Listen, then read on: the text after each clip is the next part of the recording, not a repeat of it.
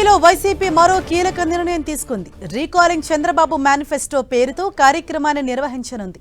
కూటమి ప్రభుత్వ హామీలను గుర్తు చేస్తూ రాష్ట్ర వ్యాప్తంగా అన్ని నియోజకవర్గాల్లో గ్రామ స్థాయిలో ఈ కార్యక్రమాన్ని నిర్వహించాలని వైసీపీ అధినేత జగన్ నిర్ణయించారు.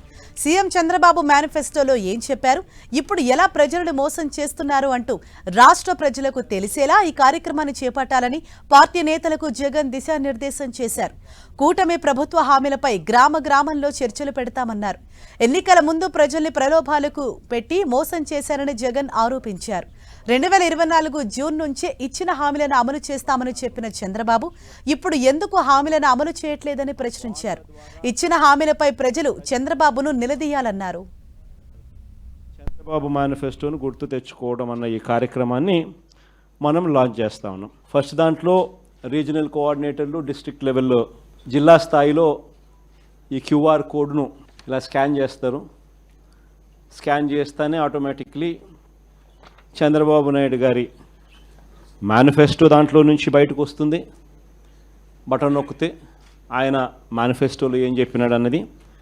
చంద్రబాబు నాయుడు గారి బాండ్స్, గతంలో ప్రజలకు ఇచ్చిన బాండ్స్ శాంపుల్ కాపీలు, 3-4 శాంపుల్ బాండ్స్ శాంపుల్ కాపీస్ గతంలో ఆయన ఏమి ఇచ్చినట్టు అవి కూడా ఆ క్యూఆర్ కోడ్లో ఇంకో బటన్, క్యూఆర్ కోడ్ డౌన్లోడ్ చేసుకుంటే ఒక బటన్ నొక్కితే మేనిఫెస్టో వస్తుంది.